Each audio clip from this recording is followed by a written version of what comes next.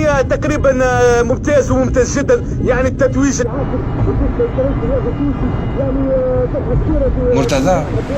مرتضى عشيري نعرفه بالحق حياتي كل. دايوغ تولدنا فرد نهار وفرد سبيطار. هيا ضحكة. هو يظهر لي نهارتها آخر نهار ضحك فيه عم محجوب. هيا ضحكة يا ضحكة.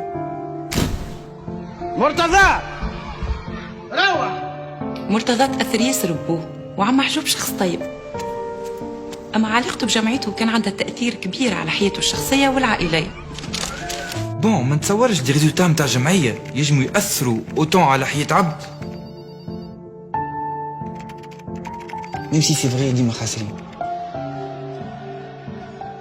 بالعكس احنا ما نكرهوش، هو حتى كي يجيب حدنا القهوه حكم ماك تعرف جمعيته كلي ديما خاسره، دونك نخبيو عليه اي حاجه عندها علاقه بالكور. نصور عليه خويا تصيروا شيكا ولا حكايه.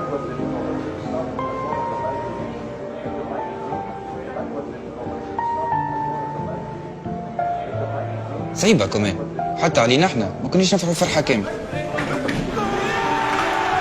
دان كوتي عندك جمعيتك رابح، ودان اوت كوتي مرتضى. إنه يعاني من الوحدة؟ لا، مرتضى إلى يومنا هذا مازال يعيش مع دارهم. الوحدة في حالة مرتضى كانت نجم تكون الحل مش المشكل. مرتضى إنه يعاني من الاكتئاب وي، ولكن الاكتئاب في حالة مرتضى ماهوش مرضي. الاكتئاب في حالة مرتضى عقلية.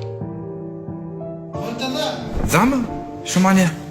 يحب يولي كشخ. اليوم وي، نجم نقولوا اللي مرتضى تخلقت عنده عقدة إنه ولو مرة يحب يعيش إحساس إنه يكون مكشخ.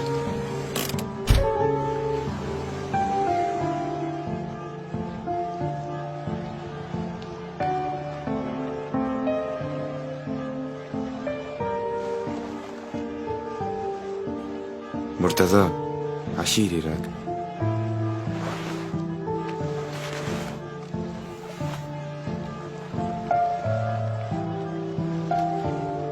ونموي هو بيدو اللي حاسدينك عليه الاخرين عندك، وعلى خاطر اللي يبغينا يجي معنا عليك بالبورتابيليتي متاع الترجي موبيل باش تكمل تعيش احساس المكشخ الصحيح. مالا كومبوزي نجمة 172 دياز، ولا امشي لأقرب اسباس تي. ترجي موبيل مكشخ وعليك الكلام.